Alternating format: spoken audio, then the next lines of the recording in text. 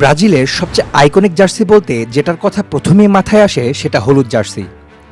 কিন্তু জানেন কি, শুরুতে ব্রাজিল খেলতো পুরোপুরি সাদা জার্সি পরে। হ্যাঁ, আর একটা হারের পর বদলে গেল সব ইতিহাস। 1950 সাল, মারাকানায় তখন প্রায় 2 লাখ মানুষ। পুরো ব্রাজিল বিশ্বাস করেছিল শিরোপাটা আজ তাদের ঘরেই আসছে।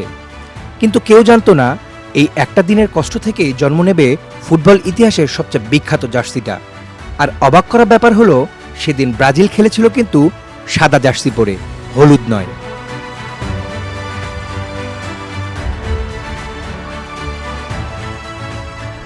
গল্পটা শুরু হয় আরও আগে, 1914 সালে। আন্তর্জাতিক অভিষেকে ব্রাজিল মাঠে নামে পুরোপুরি সাদা জার্সি পরে, শুধু কলার আর হাতায় হালকা নীল রঙের ছোঁয়া। এই জার্সি পরেই 1919 সালে নিজেদের প্রথম কোপা আমেরিকায় শিরোপা জিতে নেয় তারা। বছরের পর বছর এই সাদা জার্সি ছিল ব্রাজিলের পরিচয়। কিন্তু 1950 সালে সেই পরিচয়ের ওপরই নেমে আসে সবচেয়ে বড় আঘাত। ফাইনালে ব্রাজিলের দরকার ছিল শুধু একটা ড্র, কিন্তু শেষ মুহূর্তে উরুগুয়ের চমক জাগানো কামব্যাকে 2-1 গোলে হেরে যায় স্বাগতিকরা। পুরো দেশ ডুবে যায় শোকে, আর ক্ষুব্ধ জনতা দোষ চাপায় সেই সাদা জার্সির ঘাড়ে। তাদের ভাষায় এই জার্সি নাকি দেশের পতাকাকে প্রতিনিধিত্বই করে না।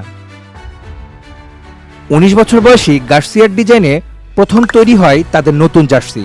পতাকার 3টি রঙই জায়গা পায় জার্সিতে, হলুদ জার্সি, সবুজ কলার, নীল শর্টস।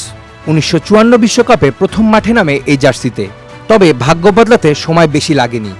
1958 বিশ্বকাপে তরুণ পেলে আর গারিঞ্জার জাদুতে ফাইনালে ওঠে ব্রাজিল।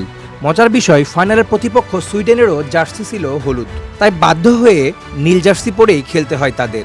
সেই নীল জার্সি পরেই প্রথমবারের মতো বিশ্বকাপ জেতে সেলেসাওরা।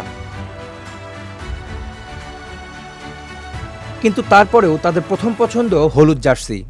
সাদা থেকে হলুদ, অপয়া থেকে বিশ্বজয়ী।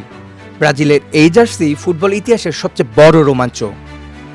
একটা হারের কষ্ট থেকে জন্ম নেয়া এই রঙই আজ ফুটবল ইতিহাসের সবচেয়ে চেনা প্রতীক। Kawsar Abedin, desk report, hello Bangladesh.